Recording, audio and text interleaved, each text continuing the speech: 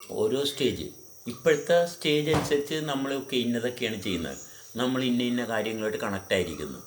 നമ്മൾ ഭക്ഷണം കഴിക്കുന്നു, വീട്ടുകാരുണ്ട്, അപ്പൻ അമ്മ ഇതെല്ലാം ഉണ്ട്. പക്ഷെ അവരുമായിട്ടുള്ള ബന്ധം മര്യാദക്ക് കൊണ്ടുപോകുമ്പോഴല്ലേ അതിനകത്തു നിന്ന് അതിൻ്റെ ഒരു ഉയർന്ന തലത്തിലോട്ട് ഇവരെങ്ങനെ അവിടെ നിൽക്കുന്നു, ഇവർ നിൽക്കാനുള്ള കാര്യങ്ങൾ എന്തൊക്കെയാണ് എന്നറിയുന്നത്. നമ്മൾ അവരുമായിട്ട് നല്ല രീതിയിൽ സഹകരിച്ച് ചെയ്യുമ്പോഴല്ലേ. നമ്മളിപ്പോൾ ഉള്ളവരായിട്ട് നല്ല രീതിയിൽ സഹകരിക്കുന്നില്ല എന്നുവെച്ചാൽ അതിനപ്പുറത്തോട്ടുള്ള എന്തോ കിട്ടണമെന്നുള്ളൊരു മോഹമാണ്. അപ്പോൾ അതും കിട്ടത്തില്ല, ഇപ്പോഴുള്ളതും പോകും അല്ലേ. ഇപ്പോഴുള്ളത് എന്താണ് അതുമായിട്ട് നമ്മൾ മനോഹരമായിട്ട് പ്രവർത്തിക്കുക അല്ലേ. അതല്ലേ ചെയ്യേണ്ടത്.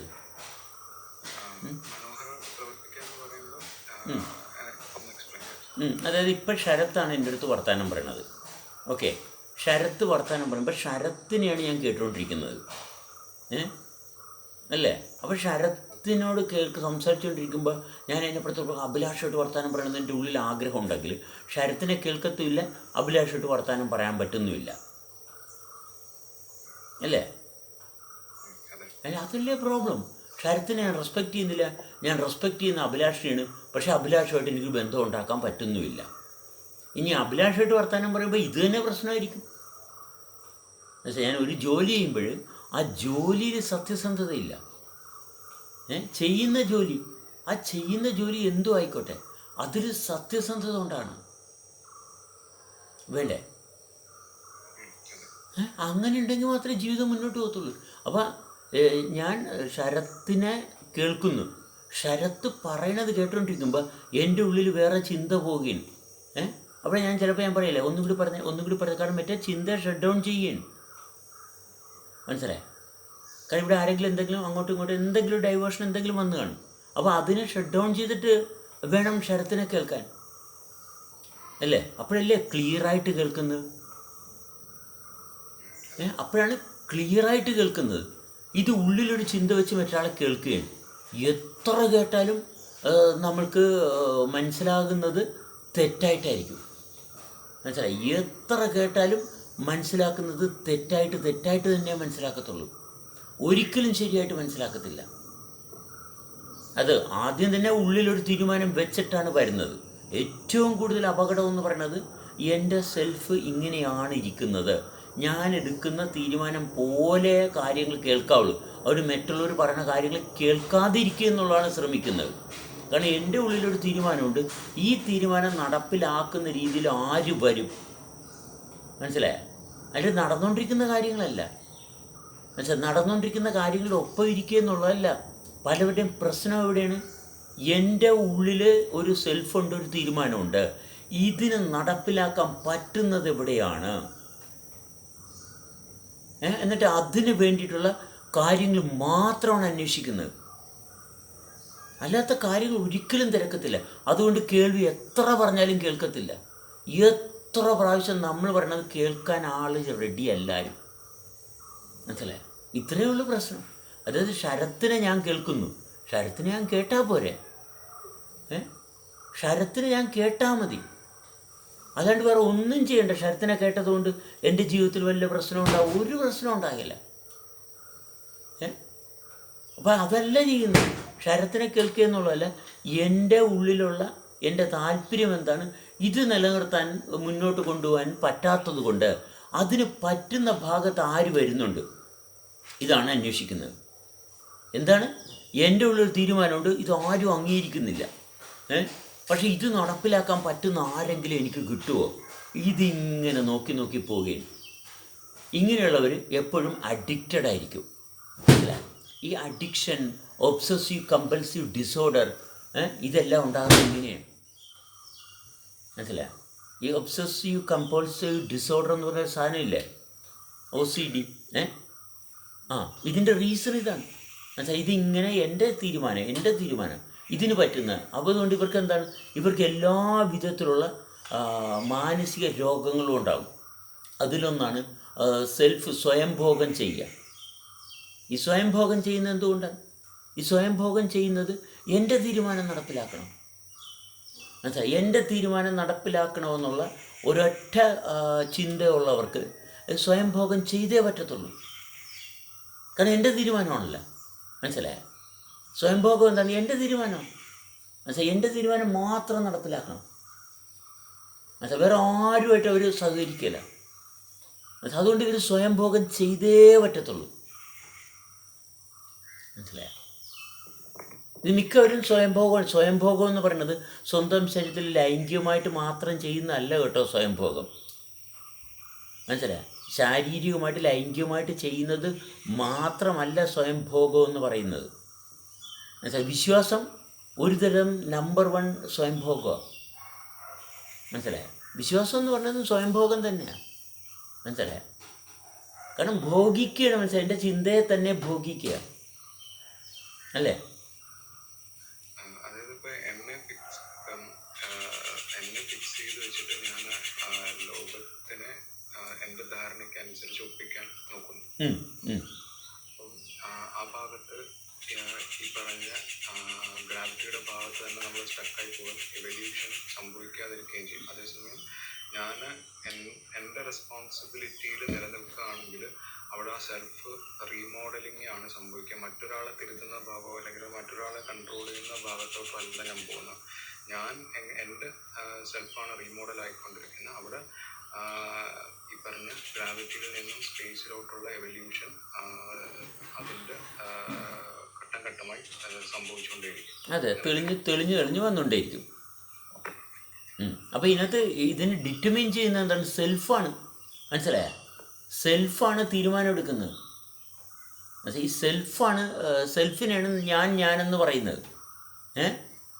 സെൽഫിനാണ് എല്ലാവരും ഞാനെന്ന് പറയുന്നത്. ഓക്കെ, അപ്പം ഞാനാണ് തീരുമാനം എടുക്കുന്നത്. അപ്പം ഞാൻ എന്താണ്? ഞാൻ എത്രക്കാരനാണ്? ഓക്കെ, ഞാനെന്ന് പറയുന്നത് ആരുണ്ടാക്കിയതാണ്? ഞാനെന്ന് പറയുന്നത് ഒരുപാട് ഭാവനകളും ഒരുപാട് അനുഭവങ്ങളുടെയും ആകെത്തുകയാണ്. ഓക്കെ, സെൽഫ് എന്ന് പറയുന്നത് ഒട്ടനവധി അനുഭവങ്ങളുടെ ആകെ തുകയാണ്. അനുഭവത്തിൻ്റെ ഒരു മോണിറ്ററാണ് സെൽഫ് അല്ലേ? വ്യത്യസ്തമായിട്ടുള്ള അനുഭവങ്ങളുടെ മോണിറ്ററാണ്. ചെറുപ്പം മുതൽ അമ്മയുടെ ഗർഭപാത്രത്തിൽ തൊട്ടുള്ള ഒട്ടനവധി അനുഭവങ്ങളുടെ ഒരു ആസ്ഥാനമാണ് സെൽഫ്, ഞാനെന്ന് പറയുന്നത്. അപ്പോൾ ഇത് എങ്ങനെയാണ് ഇത് രൂപം കൊണ്ടത്? എന്താണ് ശ്രദ്ധിക്കേണ്ടത്? എൻ്റെ സെൽഫ് എങ്ങനെ രൂപം കൊണ്ടതാണ് അല്ലേ? ആ സെൽഫ് എങ്ങനെ രൂപം കൊണ്ടതാണെന്ന് കൃത്യമായിട്ട് മനസ്സിലാക്കിയിട്ടും ഇത് ഇന്ന സാഹചര്യത്തിൽ നിന്ന് വന്നതുകൊണ്ടാണ് ഇതിന് കുറേ വേദനിപ്പിക്കുന്ന, തർക്കിക്കുന്ന, മറ്റുള്ളവരെ ദ്രോഹിക്കുന്ന, മറ്റുള്ളവരെ ചൂഷണം ചെയ്യുന്ന ഇങ്ങനെയുള്ള മനോഭാവം എന്നിലുണ്ടാകാൻ കാരണം ഇത് എൻ്റെ നിയന്ത്രണത്തിലല്ല ഇത് രൂപം കൊണ്ടത്. അപ്പം സ്വയം കുറ്റപ്പെടുത്തേണ്ട ആവശ്യമൊന്നുമില്ല. സ്വയം കുറ്റപ്പെടുത്തേണ്ട ആവശ്യമില്ല.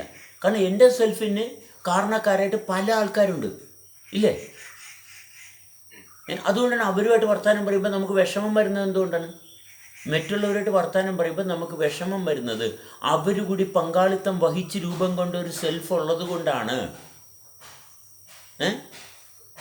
പിടികിട്ടിയ അവർ കൂടി പങ്കാളിത്തം വഹിച്ച് നിലനിർത്തുന്ന ഒരു സെൽഫ് ഉള്ളത് കൊണ്ടാണ് നമ്മൾ അവരുമായിട്ടുള്ള സഹകരണത്തിൻ്റെ ഭാഗത്ത് ചില ഭിന്നതകളൊക്കെ ഉണ്ടാകുന്നത്. അപ്പോൾ അവരുമായിട്ട് സഹകരിച്ചുണ്ടായിട്ടുള്ള സെൽഫിനെ നമ്മൾ അവിടെ വെച്ച് ഒഴിവാക്കണം. കാരണം അവർ തുടർന്ന് സഹകരിക്കാൻ തയ്യാറല്ല. വേണ്ട, വിട്ടുകൊടുക്കുക. മനസ്സിലായി? പുതിയ സെൽഫിനെ അവിടെ ഉണ്ടാക്കുക, റീമോഡൽ ചെയ്യുക. മനസ്സിലാവും? റീമോഡൽ ചെയ്യണം അല്ലേ? വേണ്ടേ? അവിടെ റീമോഡൽ ചെയ്തെടുക്കണം. മനസ്സിലായി? അപ്പോഴവിടെ എന്ത് സംഭവിക്കും? നമ്മൾക്ക് പ്രായോഗികമായിട്ട് നമ്മുടെ ജീവിതത്തെ മുന്നോട്ട് കൊണ്ടുപോകത്തക്ക രീതിയിലുള്ള ആ സെൽഫിനെ കിട്ടാൻ തുടങ്ങും.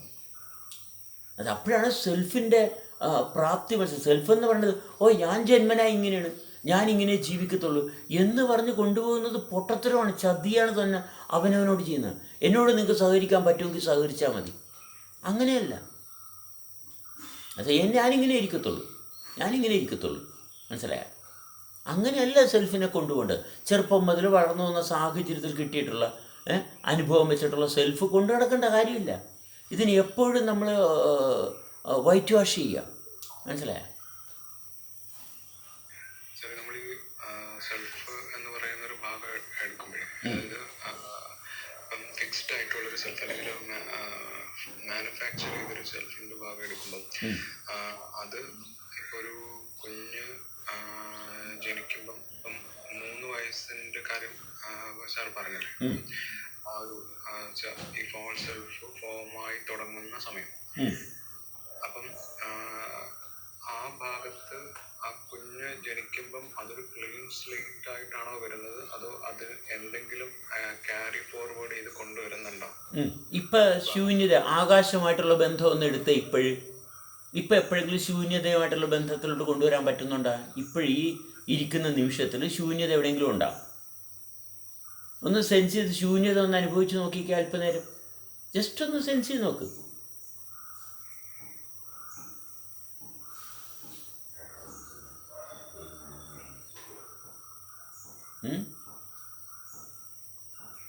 ശൂന്യത നമ്മളിലുണ്ട്, ഇപ്പോഴും ഉണ്ട്, എപ്പോഴും ഉണ്ട്. പക്ഷെ നമ്മൾ അറിയുന്നില്ല. അപ്പോൾ ഇപ്പോഴും ആ ശൈശവം ഇപ്പോഴും അതുപോലെ തന്നെ ഉണ്ട്. മനസ്സിലായ?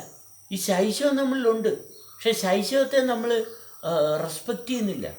നമ്മുടെ ശൈശവത്തെ നമ്മൾ വിട്ടുകളയുന്നു. എന്നിട്ട് നമ്മൾ അഹങ്കാരത്തിൽ നിൽക്കാൻ നോക്കുക. എനിക്ക് അറിവില്ലായ്മ എന്നൊരു ഭാഗം എനിക്കില്ല, എനിക്കെല്ലാം അറിയാം, എനിക്കെല്ലാം അറിയാമെന്നുള്ള അഹംഭാവമാണ് നമ്മുടെ ജീവിതത്തിൻ്റെ നാശത്തിന് കാരണം. എന്നാൽ അറിവില്ലായ്മ ഉണ്ടെന്നുള്ള ഭാഗം ഉണ്ട് താനും. എങ്ങനെ കൈകാര്യം ചെയ്യണമെന്ന് അറിയത്തില്ല. കാരണം ഈ അറിവില്ലായ്മയാണ് നമ്മുടെ ഏറ്റവും വലിയ പരിശുദ്ധി. അതാണ് ദൈവികത, അതാണ് ഐശ്വര്യം, ഈശ്വര്യം. ഈ അറിവില്ലായ്മയാണ് നമ്മുടെ ഏറ്റവും വലിയ ഐശ്വര്യം. പക്ഷെ അത് അംഗീകരിക്കാൻ നമ്മളാരും തയ്യാറല്ല. മനസ്സിലായി? ഈ അറിവില്ലായ്മ അംഗീകരിക്കാൻ തയ്യാറല്ലാത്തതുകൊണ്ട് നമുക്ക് അഹങ്കാരം മാത്രമായി പോകുന്നു. കാരണം തുടർച്ച എന്ന് പറയുന്നതിൻ്റെ ഭാഗത്ത് നമ്മളിൽ ഈ അറിവില്ലായ്മ കൂടിയുണ്ട്. അപ്പോഴാണ് തുടർച്ച നമ്മുടെ അനുഭവത്തിൽ തെളിഞ്ഞു വരുന്നത്. അപ്പോൾ കൃത്യമായിട്ട് തെളിഞ്ഞു വരും തുടർച്ച. അറിവില്ലായ്മ കൃത്യമായിട്ട് തെളിഞ്ഞു വരും. പക്ഷേ എൻ്റെ അറിവ് ഭയങ്കരമാണ്. എന്നുവെച്ചാൽ എൻ്റെ അറിവ് എനിക്ക് ഭയങ്കര സംഭവം. പക്ഷേ എൻ്റെ അറിവിനകത്ത് അറിവില്ലായ്മ ഉണ്ടെന്നുള്ള ബോധമുണ്ടെങ്കിൽ ശാന്തത വരും. നമ്മളെന്തിനു ദേഷ്യപ്പെടണം? എൻ്റെ അറിവിലും അറിവില്ലായ്മയുണ്ട്. എൻ്റെ അറിവിൻ്റെ ഉള്ളിലും പരിശോധിച്ചാൽ അറിവില്ലായ്മയുണ്ട്. അവിടെ എന്തിനാണ് നമ്മൾ അഹങ്കരിക്കുന്നത്? അപ്പോൾ ഈ അറിവും അറിവില്ലായ്മയും സജീവമായിട്ട് നിരന്തരം നിലനിൽക്കേ. നമ്മൾ ബലം പിടിക്കുമ്പോൾ എന്തിനാ ബലം പിടിക്കുന്നത്? എന്തുകൊണ്ട് ബലം പിടിക്കുന്നു? എന്തുകൊണ്ടാണ് ബലം പിടിക്കുന്നത്? എൻ്റെ അറിവിനെ എനിക്ക് മര്യാദക്ക് കൈകാര്യം ചെയ്യാൻ പറ്റുന്നില്ല, അതുകൊണ്ടാണ് ബലം പിടിക്കുന്നത്. ശ്രദ്ധിക്കണേ, എൻ്റെ അറിവിനെ എനിക്ക് മര്യാദക്ക് കൈകാര്യം ചെയ്യാൻ പറ്റുന്നില്ല. അപ്പോൾ എന്തു ചെയ്യും? അപ്പോൾ ഞാൻ ബലം പിടിക്കും, അല്ലേ? അപ്പോൾ ഞാൻ ബലം പിടിക്കും. അപ്പോൾ എൻ്റെ അറിവിനെ എനിക്ക് മര്യാദക്ക് കൈകാര്യം ചെയ്യാൻ പറ്റില്ല, ബലം പിടിക്കുന്നു. ബലം പിടിക്കുമ്പോൾ എന്താണ്? എന്നിലുള്ള ആകാശം കുറഞ്ഞു പോകുന്നു.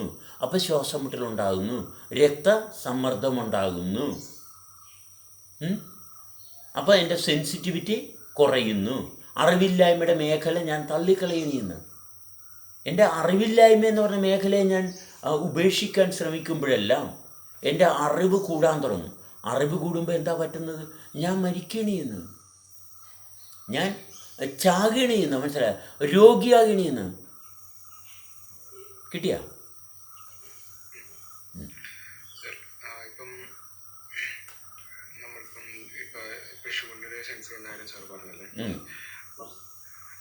നമ്മളിപ്പോൾ എന്ത് ഇപ്പൊ സബ് കോൺഷ്യസിന്റെ കാര്യം ഉണ്ട്. നമ്മളുടെ ബോധതലത്തിൽ നമുക്കറിയാത്തൊരു ഭാഗമാണ് നമ്മുടെ ഉള്ളിൽ ഉണ്ട്.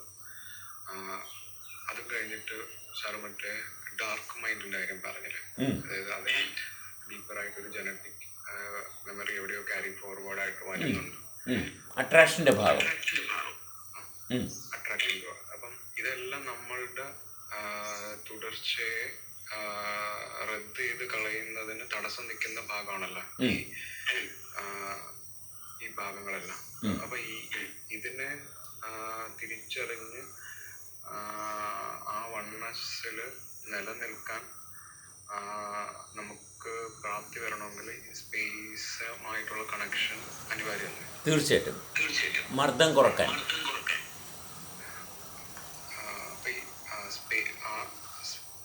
കണ്ടിന്യൂറ്റി എന്ന് പറയുന്ന ഭാഗത്ത് നിലനിൽക്കണം എന്നുണ്ടെങ്കിൽ ഫസ്റ്റ് സ്റ്റെപ്പ് എന്ന് പറയുന്നത് സ്പേസ് എന്ന് പറയുന്നതിനെ സെൻസ് ചെയ്യാന്നുള്ളതാണോ? അല്ല, ആക്ടിവിറ്റിയിൽ തുടരുക. സ്പേസ് എങ്ങനെ സെൻസ് ചെയ്യും? സ്പേസ് സെൻസ് ചെയ്യാനുള്ള മാർഗം എന്താ? എങ്ങനെ സ്പേസ് സെൻസ് ചെയ്യാൻ പറ്റും? സ്പേസ് സെൻസ് ചെയ്യാനുള്ള അവസരം എന്താണ്? ആക്ടിവിറ്റിയിൽ തുടരുമ്പോൾ അവിടെയാണ് സത്യസന്ധമായിട്ട് പ്രവർത്തിക്കുക, ഫലമിച്ഛിക്കാതെ. ഈ ഫലം എന്ന് പറഞ്ഞാൽ സ്വപ്നമല്ലേ, ഈ സ്വപ്നത്തിൻ്റെ ഭാഗത്താണ് ഈ സ്പേസ് വരേണ്ടത്. മനസ്സിലായ? ഈ സ്വപ്നത്തിൻ്റെ ഭാഗത്താണ് സ്പേസ് ഉണ്ട്. സ്പേസിൻ്റെ സ്ഥാനത്താണ് സ്വപ്നം എടുത്ത് വെച്ചിരിക്കുന്നത്. എൻ്റെ ആഗ്രഹങ്ങളെല്ലാം എവിടെയാണ് നിൽക്കുന്നത്? എൻ്റെ ആഗ്രഹങ്ങളെല്ലാം ശൂന്യതയുടെ ഭാഗത്താണ് നിൽക്കുന്നത്. ശൂന്യത വരേണ്ടതിന് പകരം അവിടെ ഈ പറയുന്ന സ്വപ്നം നിൽക്കുന്നു. നോക്കണേ എങ്ങനെയാണ് ബ്ലൈൻഡ് ചെയ്ത്. ഇതിങ്ങനെ പോയി കഴിഞ്ഞാൽ എന്ത് പറ്റും? കണ്ണിന് തിമിരം വരികയല്ലേ. കാരണം ശരീരത്തിന് ആവശ്യമുള്ള വസ്തുക്കൾ ഓൾറെഡി ഉണ്ട്. പിന്നെ ഒരു വസ്തുവിനെ തന്നെ ആഗ്രഹിച്ചാൽ തിമിരം വരും. തിമിരം എങ്ങനെ വരണമെന്ന് പിടിയിട്ടില്ലേ?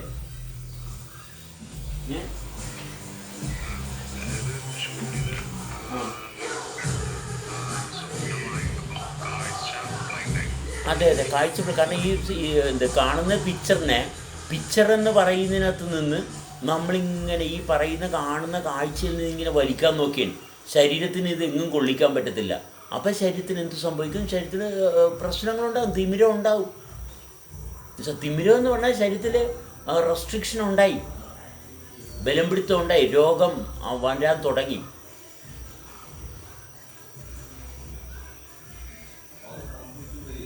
മനസ്സിലായി? ഇതാണ് തിമിരം. ഈ തിമിരം വന്നു കഴിഞ്ഞാൽ ഈ ഓസ്ട്രോഫ്രോസിസ് എന്തെന്നാണ്? എല്ല് പെട്ടെന്ന് തേയ്മാനം ഉണ്ടാകുക, എല്ല് പൊടിഞ്ഞു പോവുക. എല്ലിന് എക്സസ് ആയിട്ടുള്ള കടുപ്പം വന്നു കഴിഞ്ഞാൽ എല്ലിനുണ്ടാകുന്ന അടുത്ത പ്രശ്നം എന്താണ്? ഓസ്ട്രോഫ്രോസിസ് അല്ല, എന്തെന്നാ പറഞ്ഞത്? ഓസ്റ്റിയോപ്രോസിസ്. അത് തന്നെ. അതെ, എല്ല് പൊടിഞ്ഞു പോവുക. എന്താണ്? പ്രഷർ കൂടിയിട്ടാണ്. മനസ്സിലായ? എല്ലിന് എക്സസ് ആയിട്ടുള്ള പ്രഷർ വന്ന് എല്ല് എല്ലായിട്ട് നിൽക്കുന്ന ഭാഗമല്ല. ആർക്കാണ് ഇതുണ്ടാകുന്നത്? ശ്രദ്ധിച്ച് നോക്കിയാൽ മതി. അവർക്ക് തിമിരം ഉണ്ടാകാനുള്ള സാധ്യതയും കൂടുതലാണ്. മനസ്സിലായ? ഇതെൻ്റെ മാത്രം കണ്ടുപിടുത്തമാണ് കേട്ടോ, വേറെ ആരുടെയും കണ്ടുപിടുത്തമല്ല. ഇത് എൻ്റെ മാത്രം കണ്ടുപിടുത്തമാണ്. ഇത് വേറെ ആരും പറഞ്ഞു തന്നിട്ട് പറയുകയല്ല, ഞാൻ മാത്രം എൻ്റെ കണ്ടുപിടുത്തമാണ്, എൻ്റെ ലാബിലുള്ള കണ്ടുപിടുത്തമാണ്. എനിക്കത്രയും മതി. മനസ്സിലായി? എൻ്റെ ജീവിതം ഞാൻ മനസ്സിലാക്കുന്ന പോലെ പോയാൽ മതി. മറ്റൊരാൾ മനസ്സിലാക്കുന്ന പോലെ എൻ്റെ ജീവിതം പോകാൻ ആവശ്യമില്ല. എൻ്റെ മനസ്സിലാക്കലായിരിക്കണം എൻ്റെ ജീവിതം. മനസ്സിലായി? അവനവൻ്റെ മനസ്സിലാക്കലായിരിക്കണം അവൻ്റെ ജീവിതം. അല്ല മറ്റൊരാളുടെ മനസ്സിലാക്കൽ വെച്ച് നമ്മളിങ്ങനെ ജീവിക്കുന്നത് നമ്മൾ തന്നെ അനുഭവിച്ചറിയണം. അതാണ് ജീവിതം.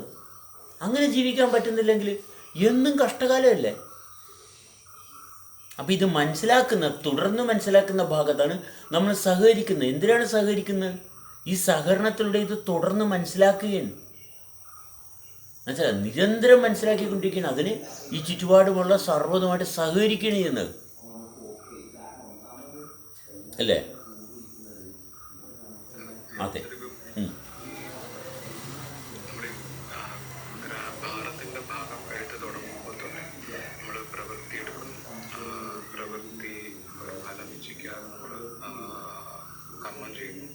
അപ്പൊ നമ്മുടെ ഉള്ളിൽ ഈ ചിന്തയിൽ നിന്ന് നമ്മൾ മാറി നമുക്കൊരു സെൻസ് ഡെവലപ്പ് ചെയ്ത് തുടങ്ങുന്നു. അത് ഇവോൾവ് ചെയ്ത് വരുന്നതനുസരിച്ച് നമുക്ക് ഒരു സെൻസ് എല്ലാം ഒരു ഓർഗനൈസ്ഡ് ആവും. അതിനകത്ത് നമുക്കൊരു സെൻസ് എബിലിറ്റി ഡെവലപ്പ് ചെയ്യുന്നു. ആ സെൻസിബിലിറ്റിയിൽ തുടരുമ്പോൾ നമ്മൾ സ്റ്റേബിൾ ആവാൻ തുടങ്ങുന്നു. നമുക്കൊരു വ്യക്തിബോധം ഉണ്ടായി തുടങ്ങുന്നു. അവിടെ നമ്മൾ തുടരുമ്പോൾ നമുക്ക് ഈ പറഞ്ഞ അന്തരീക്ഷത്തെ നമ്മുടെ ഉള്ളിൽ തെളിഞ്ഞ് കിട്ടുന്നത്. അവിടെയാണ് ജ്ഞാനം എന്ന് പറയുന്ന ഭാഗം ഡെവലപ്പ് ചെയ്യുന്നത്. ഇങ്ങനെ അതെ. അതായത് ഈ ആകാശം ഉള്ളിൽ അനുഭവിക്കാൻ സാധിക്കുന്നു. ആകാശം ഉള്ളിൽ അനുഭവിക്കാൻ സാധിക്കുന്നു. ഓക്കെ. അതായത് ഇപ്പം ശരത്തിൻ്റെ ഫോണിരിക്കുന്ന പൊസിഷൻ ഒന്ന് ചെറുതായിട്ടൊന്ന് മാറ്റി വെച്ചേ. ഇപ്പോൾ എവിടെ ഇരിക്കുന്നത്? ഏതെങ്കിലും കോർണറിലാണോ?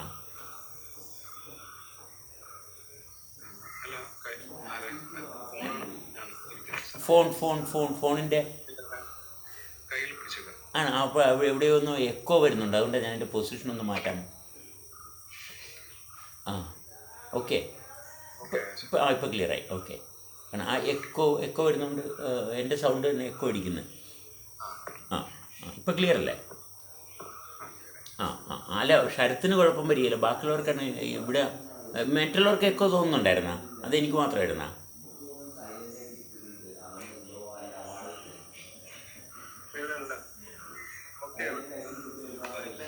എന്തോ എക്കോ ഇല്ലായിരുന്നു? ഓക്കെ, അപ്പോൾ എനിക്ക് മാത്രമാണ് എക്കോ ഉണ്ടായിരുന്നത്. ഓക്കെ. ഇപ്പോൾ തീർന്നെന്താണെങ്കിൽ ഫൈൻ. ഓക്കെ, സി, ഇവിടെയാണ് നമ്മുടെ ക്ലാരിറ്റി. അവിടെ എനിക്ക് മാത്രം ഉണ്ടായിരുന്നതാണ് അല്ലേ? എൻ്റെ മാത്രം സെൻസിൽ. അപ്പോൾ ഞാൻ എന്താ ചെയ്യേണ്ടത്? എൻ്റെ മാത്രം റെസ്പോൺസിബിലിറ്റിയാണ്, എൻ്റെ മാത്രം റെസ്പോൺസിബിലിറ്റി അല്ലേ? അപ്പം ഞാനെന്ന് പറഞ്ഞ് ഐഡൻറ്റിഫൈ ചെയ്തിരിക്കുന്ന ഒരു സംഭവം ഇല്ലേ? വേറെ ആർക്കും അത് ഐഡൻറ്റിഫൈ ചെയ്യാൻ പറ്റിയില്ലല്ലോ അല്ലേ? എൻ്റെ മാത്രം ഐഡൻറ്റിഫിക്കേഷൻ അല്ലേ ഇത് വന്നത്, ഇല്ലേ? അത് തെളിച്ചു കൊണ്ടുകൊണ്ട് ഉത്തരവാദിത്തം എൻ്റേതല്ലേ? അങ്ങനെ അപ്പോൾ എൻ്റേത് മാത്രം, അപ്പോൾ ബാക്കിയുള്ളവർക്ക് ആർക്കും ഇല്ല. അപ്പോൾ അവിടെ ഇടയ്ക്കതിൻ്റെ ഇടയിൽ എന്താ വന്നത്? സ്പേസ് അല്ലേ വന്നത്? എനിക്ക് മാത്രം ഒരു അനുഭവം ഉണ്ടായെങ്കിൽ അതിൻ്റെ ഇടയിൽ എന്താ നിൽക്കുന്നത്? സ്പേസ് അല്ലേ? സ്പേസ് അല്ലേ? അതെ. അപ്പം നമുക്ക് എല്ലാവർക്കും അനുഭവം ഉണ്ടാകുന്നുണ്ടെങ്കിൽ നമ്മളെല്ലാവരും ഒരേ സ്പേസിലോട്ട് എത്തി. നമ്മുടെ ബോഡി അവിടെ എല്ലാവർക്കും സിമിലാരിറ്റി വന്ന്